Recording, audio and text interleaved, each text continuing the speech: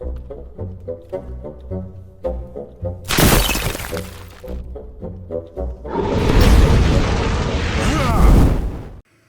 everybody, it's me, Riffraff Hornhelm, and I'm back again with another presentation from the Dwarven Vault, and today we have a monster review. Today we're going to talk to you about the giant wasp, and this is a creature that comes to us from the original monster manual as for use with basic Dungeons & Dragons and advanced Dungeons & Dragons especially, which is known today as 1E, you know, the old stuff. This is a really cool creature that the giant wasp, I mean, you know, evokes once again images of 1950s B-grade science fiction movies. Really neat stuff. They appear in groups of 1 to 20, so it can be a fairly significant number, and they're man-sized. So we're not talking about something that's little and tiny here. They tend to be on the smaller edge of man-sized, but that's still very significant. And they have 4 hit dice, which is a lot, and an armor class of 4. Now, obviously, in the air, they can move much faster than a human, and but on the ground, they move at about half the speed that a human does. They have 2 attacks. One of them, of course, is with their jaws, and of course, the other one is with a sting. Now, the jaw attack, I think, is 2 to 8 points of damage, and the sting is like 1 to 4. But if it hits you, you have to make a save versus poison. Otherwise, you're going to be paralyzed. And it's a permanent paralyzation. It can only be taken off of you using a cure disease or poison antidote, something like that. And if not, in 2 to 5 days, you die. Now, you're permanently paralyzed during that time, and that's because you're injected with the larva of the giant wasp, and they're busy eating their way out, and at the end of 5 days, well, they've eaten you all up. Very pleasant place to be. Now, as you might imagine, a creature like this really doesn't like fire. If you manage to hack off a wing, it's stuck on the ground, it can't do very much, you can then relatively easily kill it.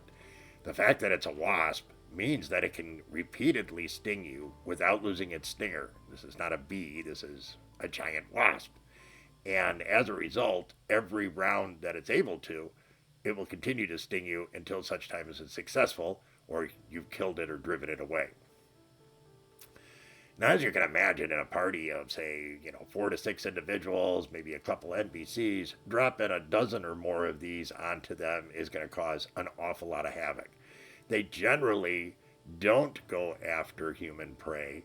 They generally live in the insect world and go after other insects, but they will go after human prey, especially if the DM tells them to. Keep that in mind.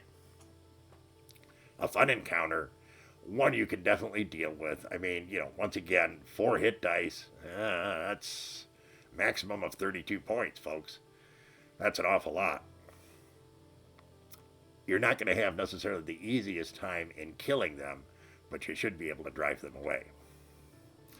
Now, of course, you ask us dwarves, do we ever run into them? Once. I was able to find out from somebody that, yeah, they ran into them once. They found a nest. Not good. Now, through the auspices of a magic user and a fireball, they were able to take care of the nest. But they lost a couple dwarves in the process, mainly due to not being able to get the dwarves to an appropriate cleric or something in time after having been stung into paralyzation. But generally speaking, us dwarves are not going to run into these. They don't generally hang out in the places that we're likely to go. And of course, even though you can run into 1 to 20 at a time, in general terms, this is a fairly rare creature to get them at this scale. I mean, if we had giant wasps like this in my neighborhood, I'd move. Plain and simple. So a very interesting creature, and of course, in talking to the greater Hornhelm community, we had to ask them, DMs and players, hey, what about the giant wasp? DMs ranked it surprisingly high. They came back and said a 3.5 to 4. It's a little higher, I think, than I would have ranked it, but they said that their character players would always have a real difficult time dealing with it. Whenever they put these in, they always thought they hadn't put in that many to cause trouble, and it always seemed to cause trouble disproportionate to what they had expected.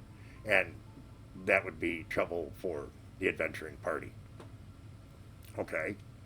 So I went out there and asked the players about it, and they came back with a solid 4 to 5. I said, wait a minute, a 4 to 5 on a giant wasp? That's what I was told. It seems to me, at least, from talking to the people who told me this, that in at least 3 of the cases, they were low level parties. A low level party, yeah, that makes sense. This could be a pretty big encounter for them, depending on how smart they were about handling it. But other than that, I would have thought it was lower than that myself. But hey, that's why we ask the questions. They give us the answers. We tell you. So a very strange creature, but very cool. One that I think is a fun one to throw into an outdoor adventure. It's something that won't really be expected when it comes to a flying encounter, giant insects. Haven't seen it used that often. But I think it'd be a lot of fun to use in a dungeon. So that, my friends, is the giant wasp. We hope you found today's presentation to be interesting, amusing, entertaining, all that kind of good stuff. If you did, please be so kind as to leave us a like, consider subscribing if you haven't, drop us a comment, share with your friends. But by all means, please come back and see us again real soon. We thank you so very much for your kind support. Take care, everyone. And remember, dwarves rock!